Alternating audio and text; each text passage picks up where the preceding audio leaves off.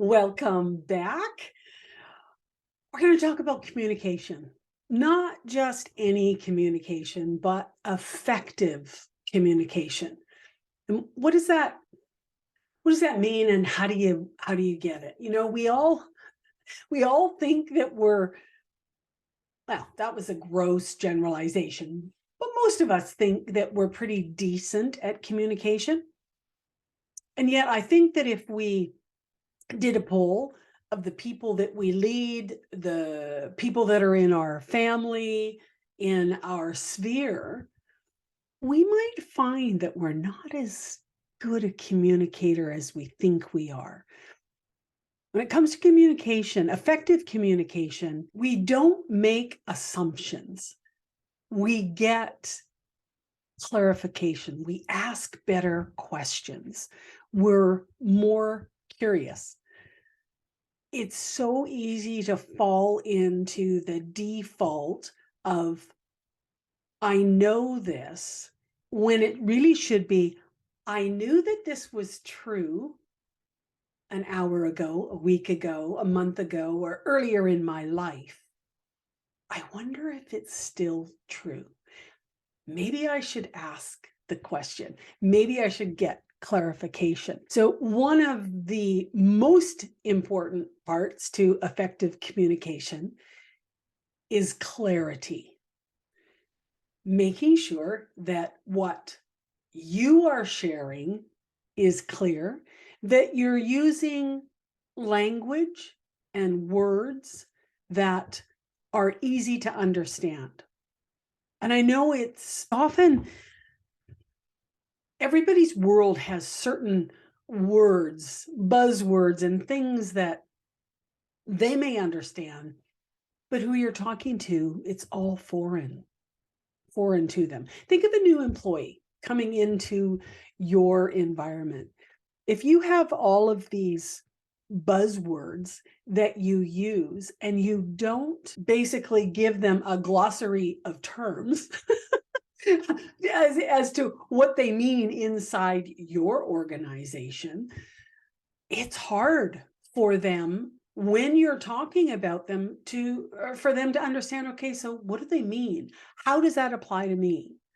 So effective communication is making sure that the person that you're communicating with, the team that you're communicating with, understand your definition of words, your definition of scenarios. And so it's really important that you ask the questions and you get curious about what's going on, that you ensure that there's no misunderstanding. That's your role. That's your job as a leader, is for you to spend time making sure that people understand. So asking the questions, present information, absolutely. Do it in what you believe is the most clear, concise, all-encompassing. And then ask the questions. Did you understand what I meant when I said? Does anybody have any questions? Any questions that pertain to how this idea, this thought, this change is going to affect your role, or how are you going to implement it into your tasks? When you spend time at the front asking for feedback to ensure that what you're saying is actually landing, that people get it, and that they can be assured that they know how to implement what it is that you're talking about. Part of the effective communication is the active listening, right? So making sure that when somebody's asking a question, you give feedback and you're going back and forth, that you're actually listening and hearing what they're saying. And you need to ask for clarification. You need to understand that words that they use or descriptions that they make, that you're understanding their intent and their meaning. I love the dictionary. I love words. And often as I'm reading things, I'm going, I'm pretty sure I know what that word means, but I go and look it up. And there's been many times where, yes, generally I knew, but there's a nuance. And when you add that nuance into it, it brings much greater meaning to what's going on. So check your words. And when you're listening, ask somebody, can you define that word? Can you explain to me what that word means to you? Or this scenario that happened, what was your takeaway so I understand how you saw it? We want it to be open. We want people to express themselves and express how their lives are being impacted inside our work environment, inside our business. Because it's only as we get feedback that we can either confirm, well, okay, yes, that is what I'm trying to accomplish, or whoa, wait a sec, that is so not what I hoped would happen or how people would feel. Feedback is the only way that you are going to be able to affect change. You want that communication. The other part of effective communication is the nonverbal, right? So the hands, what you're saying, how you're saying it, with your body language, with your facial expressions, with your willingness to look at people and really connect with them. It's your voice. Are you coming in? Are you inviting them to come in and be with you in this conversation?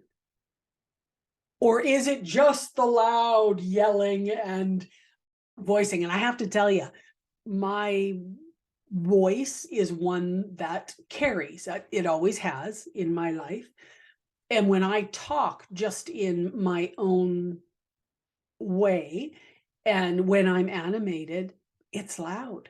I have to actively work at changing not only the volume of my voice, the cadence of my voice. I tend to be a fairly deliberate speaker. I enunciate and it's clear, but sometimes people want me to move faster. Okay, you need to move it along. It doesn't need to be quite so deliberate. Let's get with the program here. Make sure that you're picking up on the cues that people are laying down, on top of asking them for feedback in how you're doing at communicating with them. We all learn in our own way. We all absorb information, take in information in our own way, and each person is different. And your job as the leader is to really hone in on the most effective way to communicate with every single member of your team, because it is going to be different. So the nonverbal, be aware of what you're saying without speaking any words. Open and transparent communication is another part of the effective communication.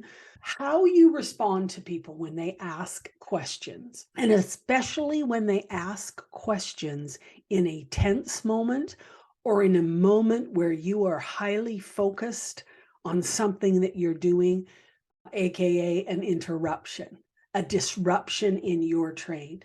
How you respond to that question has the potential to set the stage for how willing that person is going to communicate with you, to be transparent with you.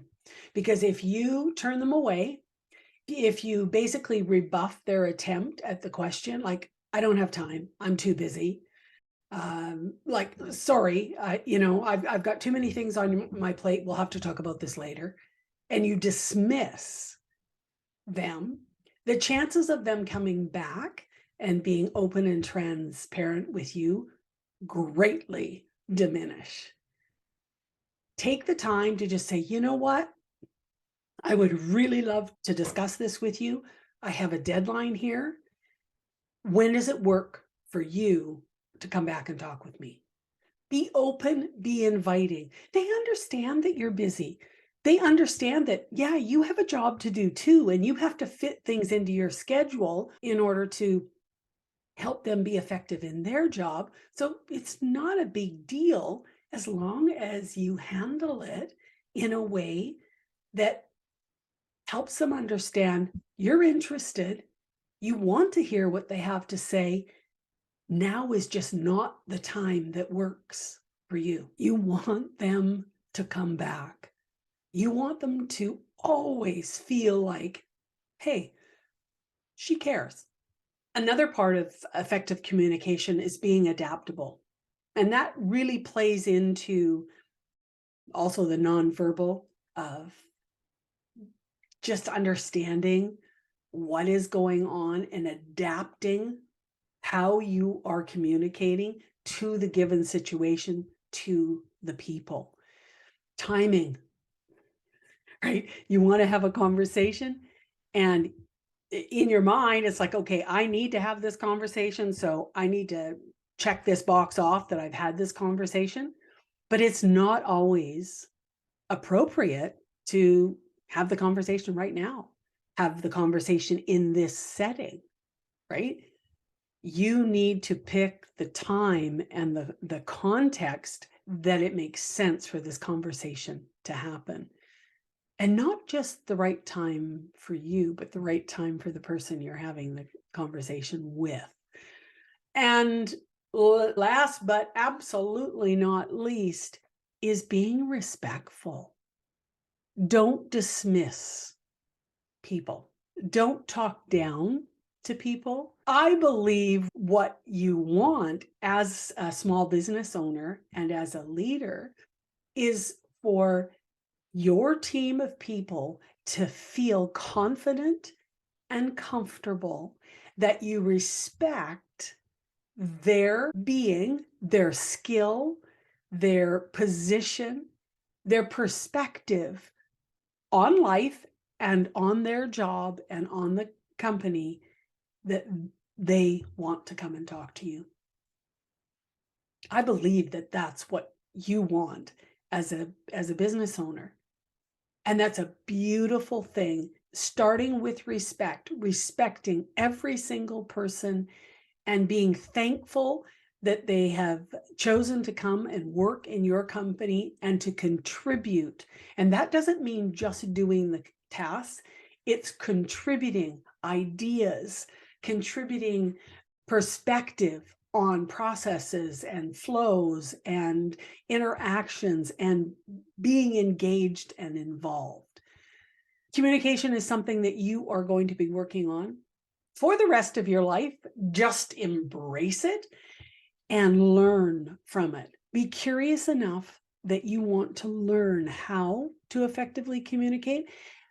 And you want to be curious enough to be interested in how to do a better job communicating with every single person that you lead. It will pay dividends beyond your imagination, because you're going to be given so much information that you'll be able to make better decisions, and your team will be far happier. They will be much more engaged in the job that they're doing. So that's it for this week. We will talk to you again next week.